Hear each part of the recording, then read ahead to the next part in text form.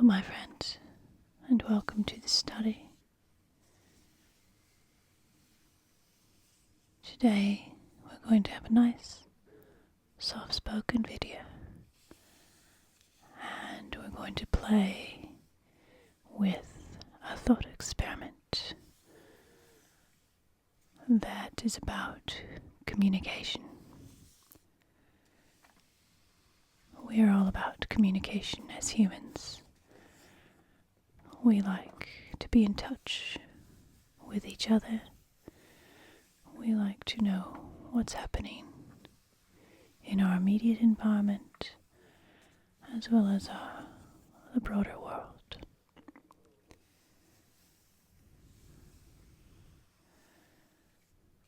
And the different ways we communicate as beings with a language that is very sophisticated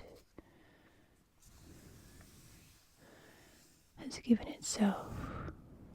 themselves to logical processes. And that's what we're going to play with today. I have a few things here, like logic puzzles,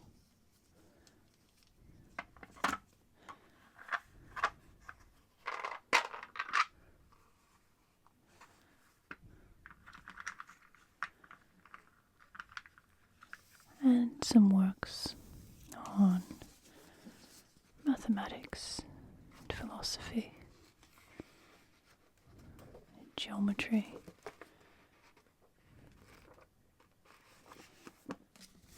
and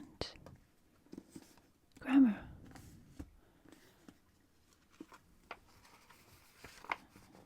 Now, as you remember from a previous video we did here in the study, grammar is, in the pure sense, less about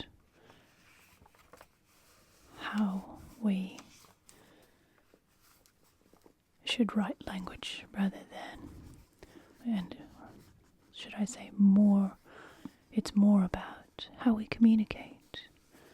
What are these linguistic processes that we use to communicate?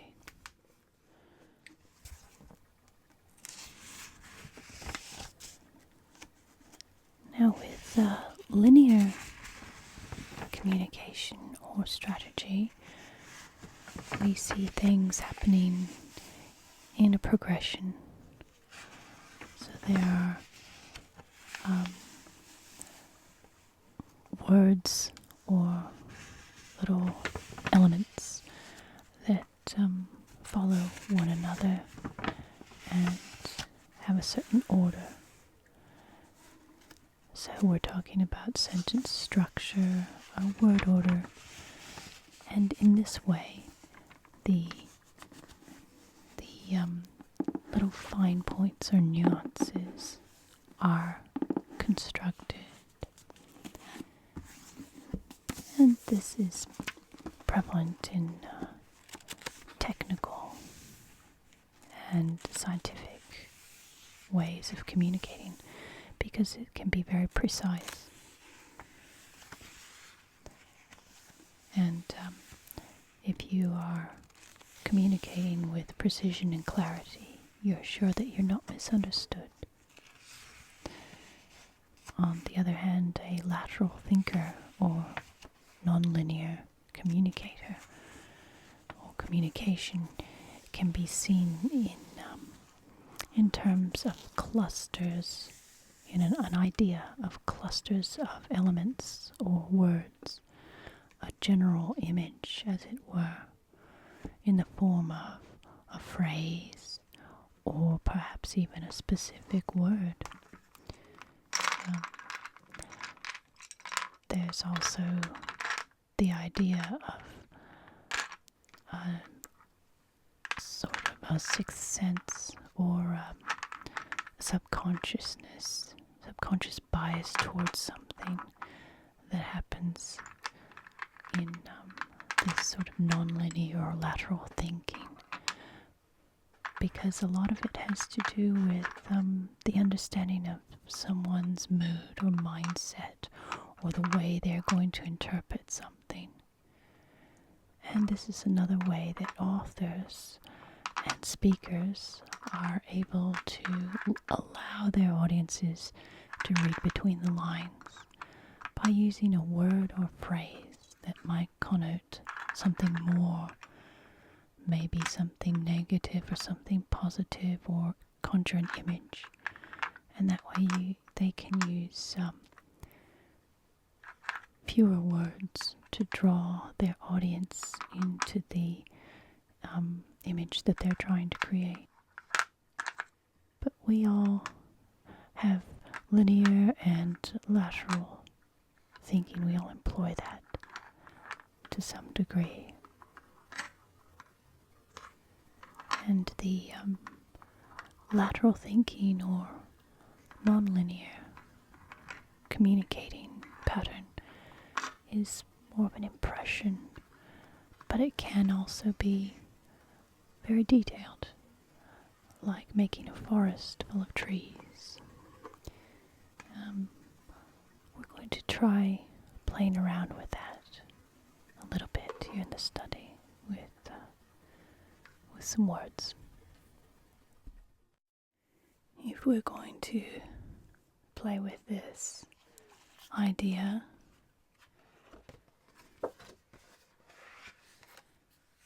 with some words and sentences,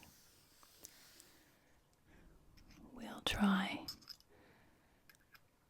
a sentence similar to the one in Amy's video. Good example is when two people have an opinion about something. So we'll say,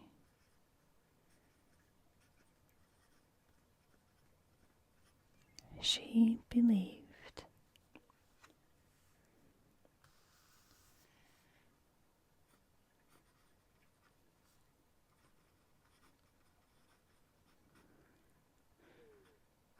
His confident action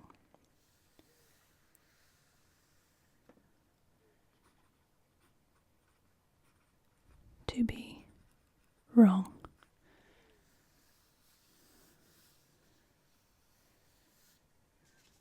So let's make a little circle.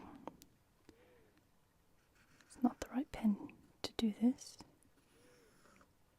There we are. It's a bit shiny. Put that over there. So what we do is we just take the words, and instead of writing them around like that, I'm just going to write them. And I'm not going to conjugate verbs.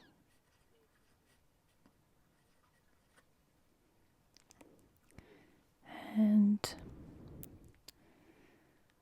I'll keep the pronoun, his, which we can equate with he, so we're not going to worry about case. Action, confident, wrong, to be. Now grammatically we would have a subject, the person doing the action, the verb, the main action, whether it's transitive or intransitive, or whether it's an action verb or a stative verb or a being verb, believed, believe. And we've got an object, action itself. So there's our object. And then we have two words giving us information about that action. His action, confident action. You see, grammatically, we know that these are defining action because we have an adjective and a possessive pronoun. And now we have an infinitive and another adjective. So this is akin to reported speech or indirect speech. She believed that what he did confidently was wrong. Right, so her believing these things is what we're talking about. And we can see the relationship between all of these words because of the grammar, or the inflection in the language, the conjugation of the verbs, and in English by the word order of the sentence structure. So we have a very clear, precise picture of what's going on here. In our thought experiment, we're taking all of those words and putting them in a cluster, a cloud, a word cloud. So this is not only a good thought experiment, but probably a good tool in trying to unpick something like a schedule, perhaps, or an agenda. So you can use this also for note-taking. There's lots of apps now on phones and also on computers, lots of programs that help you take notes with clusters and graphs that do the sort of cloud graphs and things. So this is another really fun little way to do this. But here we're putting a little bit more of a philosophical bent to this. So what we have are two players, she and he. There's two players in this action, or this occurrence. We've got confident, we've got an action, we've got belief, and we've got wrong, and we have a driving verb, existence, to be. So here we have a cluster of words that mean things.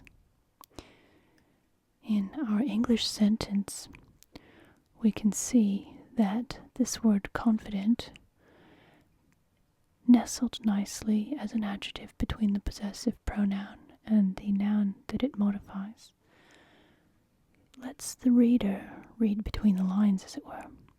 We're saying he was confident. His action was confident. He was confident about his action. So with that phrase, I'm running out of ink here.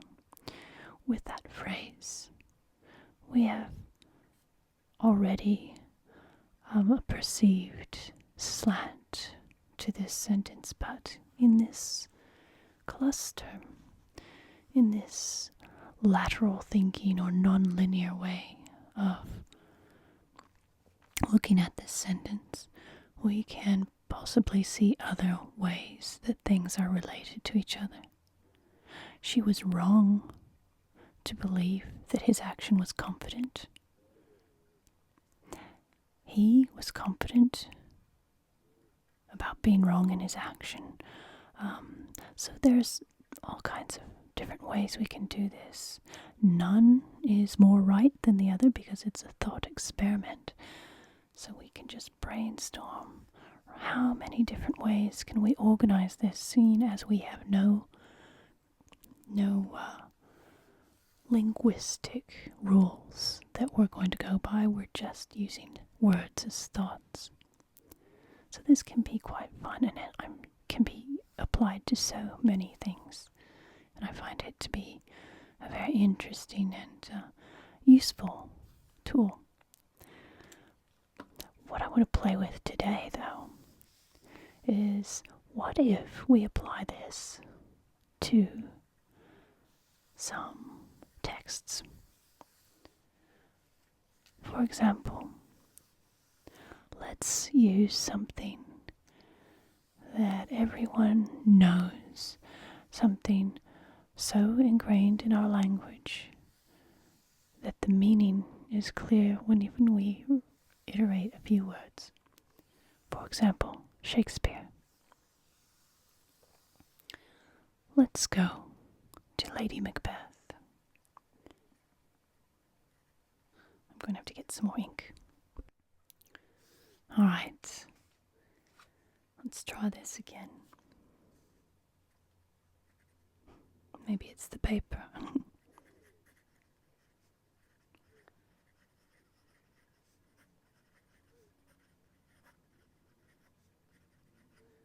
Is this a dagger I see before me?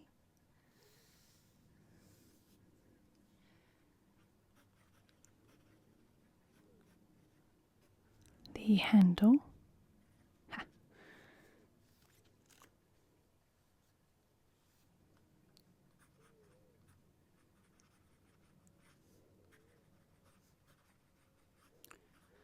Toward my hand. So with our linguistic rules, we have a question mark and a question. Needn't be a question. Let's sort this out. Dagger. See? We've got I and me. We'll leave that. Handle. Hand. Toward. And of course, before or in front of. So our prepositions, those are very interesting. We can't really get away from those drawing relationships between words, can we? But what can we do with this Lady Macbeth? We could say, I see my hand before me, handling the dagger, so we don't have to use that as a noun. We can make the verb out of that. We can make an adverbial out of that preposition, an adverbial of time rather than space. And I see before me. I think I see before me a hand. So the hand does not have to relate to my hand. The handle I see before me is a dagger coming towards me. We still only have one actor in this, but we have things going on. So that's an interesting one. Let's try another one.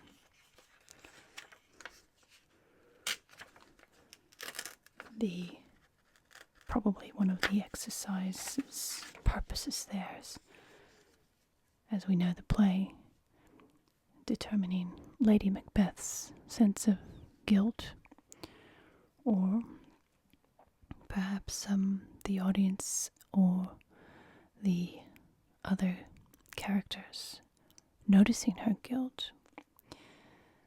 So there's that too. Oh, how about Richard III?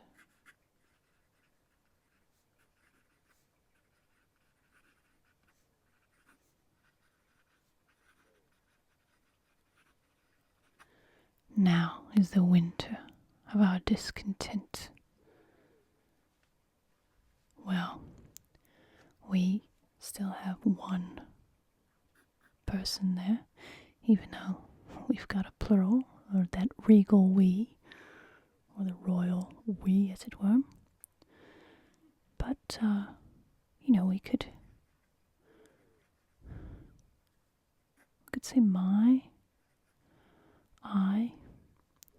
It's a bit of an interesting thing when we're dealing with first person, isn't it?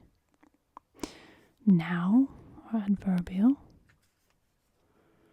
And we've got a to be. It is. I'll just put it in the infinitive because we know we can play with it. It doesn't have to be in the simple present.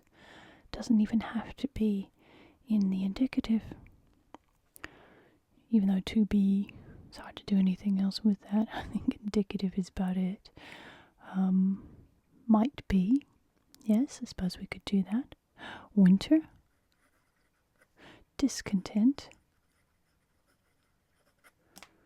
And with this of, I'm going to leave that out because that is a preposition here in English denoting the possessive. So we're going to try and disconnect the relationships between these words in the sentence and see what we can do with them in the cluster. My winter, my discontent.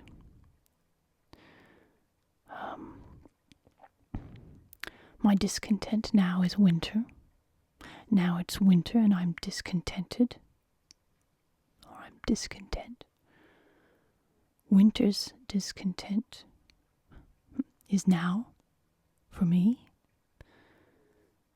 So all the different ways we can do this. And knowing our linguistic grammar helps us here because we know that we can put this in the subject case, I, object case, me, or indirect object, possessive, my. We can even use possessive adjective or possessive pronoun, mine. Yeah. We can use it with prepositions that denote inflection of me, with me, by me, to me. Yeah. By. So with these prepositions we can denote all different kinds of inflections to this pronoun, this first person pronoun. Yes. Winter is mine. The discontent is mine now that it's winter. So we have a fairly fixed cluster here. I don't think we can derive anything terribly different from what the sentence actually says. But deconstructing it like that, we can see that there's one player here. And there's a feeling of discontentment. There's a time, winter, and now is sort of an imminent, very present thing, rather. And we've got an existence one again. Let's see if we can do something without an existence. Find another good Shakespeare.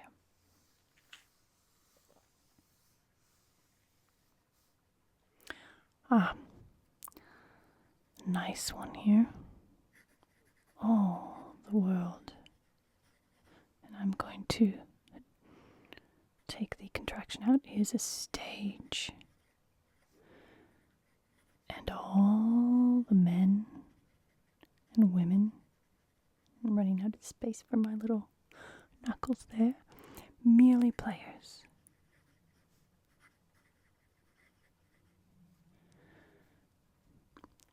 And it goes on, they have their exits and their entrances, and one man in his time may play many parts. So these adverbials that really drive the sentences, drive the meaning, can be construed differently in our cluster. So are we going to keep all with world? Let's take it apart. All, world. We have another all.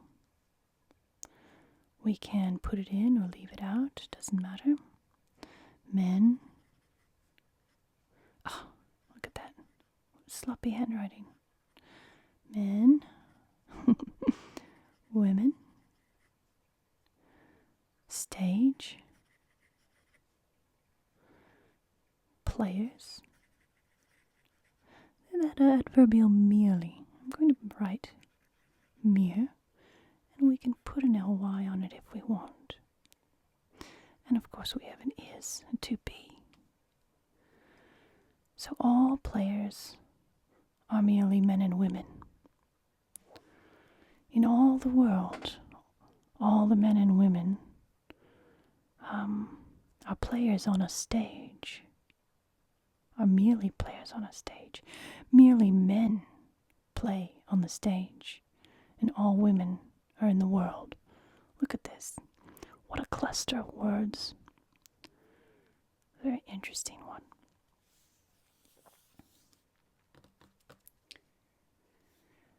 Let's do something really experimental now and play with some Latin. Latin is quite lengthy. We don't usually have very short sentences. For example, Suetonius, in his Lives of the 12 Caesars, writes, "Nothing is more unpredictable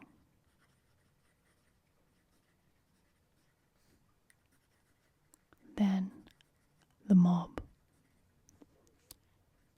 Nothing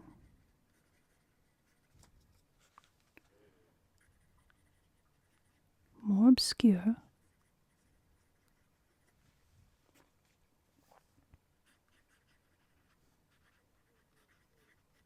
than public opinion.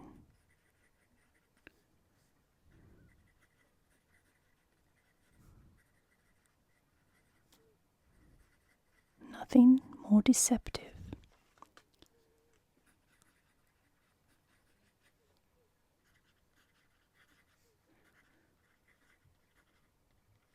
than the whole political system." Now, this was written around 2,000 years ago, and we can even see that nothing's changed. But think of all of these words in a thought cluster or a lateral thinking, non-linear form, rather than saying one thing after another thing, one word after the next. Unpredictable, political system, obscure, deceptive, and nothing. Public opinion, mob. So for a lateral thinker or non-linear communicator, or two non-linear communicators, this cluster takes on all kinds of new dimensions. I would like to try an actual Latin sentence. You can see here how this was translated into English. But just to show how, and this has been discussed so many times, it's very interesting, how language reflects as well as engenders a certain way of thinking, certain thought processes and mental organization, the way thoughts and ideas are formed and how they're communicated. So let's take this one.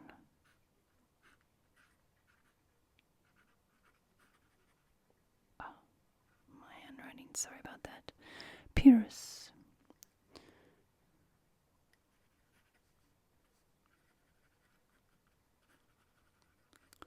Ut auxilium.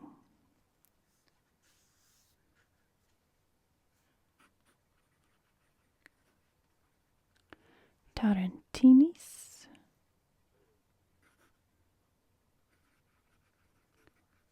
Feret.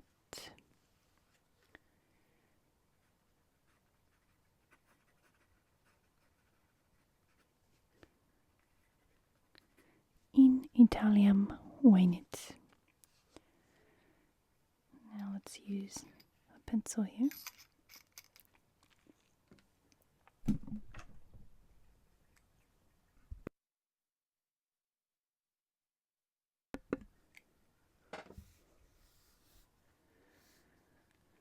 When we try to make sense of a Latin sentence in English, we find the verb, we find the subject, and then we parse and see what each word is doing in the sentence, similar to what we did here. So we can find out a more precise meaning or some precise meaning. We want to be clear in our communication. But if we're going to put this idea into a nonlinear form, we've got Pyrrhus and in Italiam venit, came, or comes rather. That doesn't matter, does it? We're not going to worry about verb tenses or even conjugation. Anybody can do this action. Any of the players, for example, the Terentians. So Pyrrhus comes into Italy, or he came into Italy ut auxilium Tarentinis feret, so that he might bring feret auxilium Tarentinis, help to the Terentians. So bring, help. Now this is a subjunctive. He might bring, so that he might bring.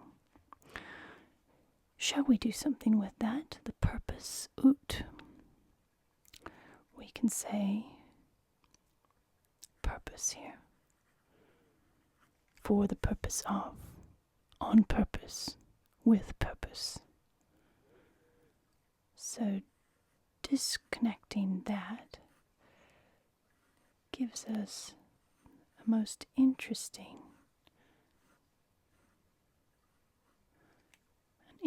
cluster indeed. The Terentians and Pyrrhus. These two actors on the stage. Coming, Terentius and Pyrrhus come bringing help. Come for the purpose of bringing help. Pyrrhus comes to help the Terentians on purpose. Pyrrhus brings help to the Terentians. Oh, and look at that. Italy, we've forgotten. Another one. There we are. We've got a place now. Pyrrhus comes to Italy for the purpose of bringing help to the Terentians. Pyrrhus and the Terentians come to Italy, bringing help. The purpose of the Terentians is for Pyrrhus to bring help from Italy to Italy. Look at that thought bubble. We could make a real mess, or we could just experiment with that. Should we do another one? One more. One more before it gets utterly ridiculous. How about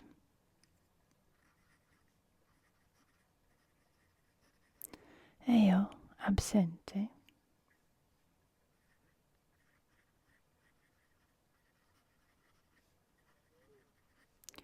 accusatus sum.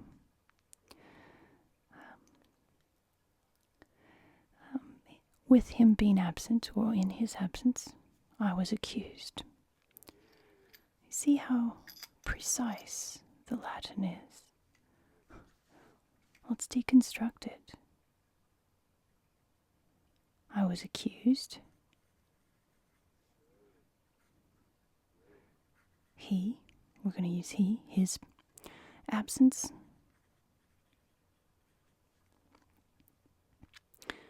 So we have absence, accuse, accusation, accusing, I, me, my, he, his, him. Look at that. In his absence I was accused, but taking it apart with no inflection, no conjugation, we can make all kinds of meaning in that. All right, one last one. One more, just one more.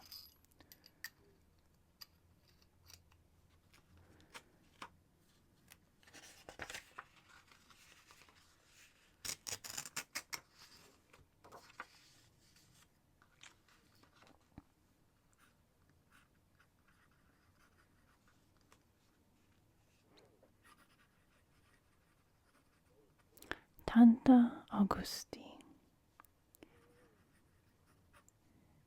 Erat.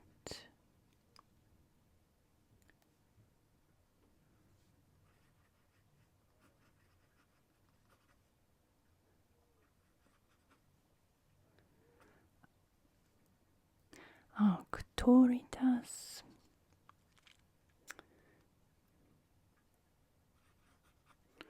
ut omnes eum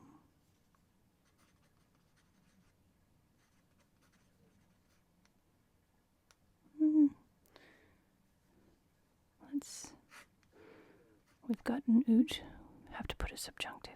Sorry about that.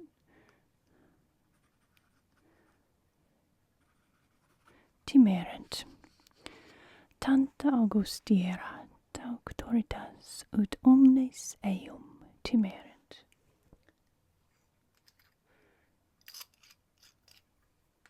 So great was the authority of Augustus that everyone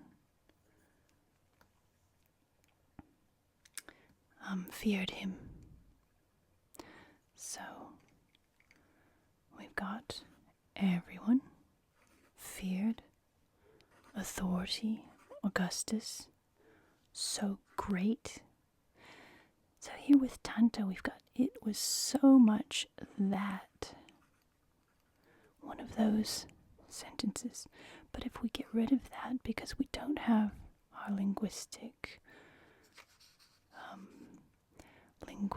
rules that we're following, we just have these disjointed words, and we can see that everyone and Augustus play parts in this great authority and fear. It's a very interesting one there. So with the dog barking, it means that it's almost dog dinner time. So I hope you've enjoyed this little experiment.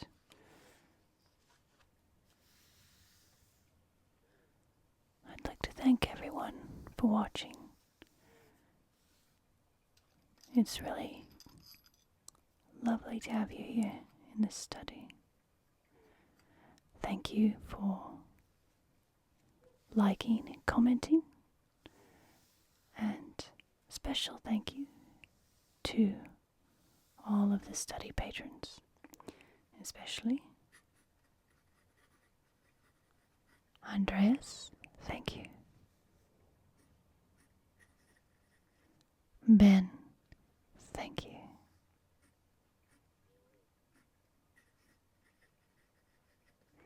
Bernie, thank you.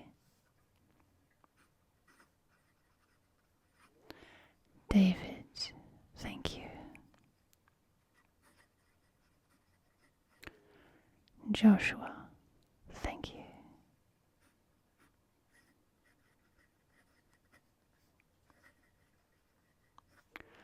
Pirate Carrie, thank you. Thank you.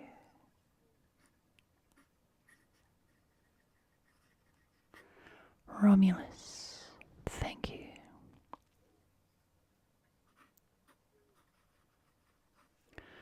Therium, thank you. Thank you.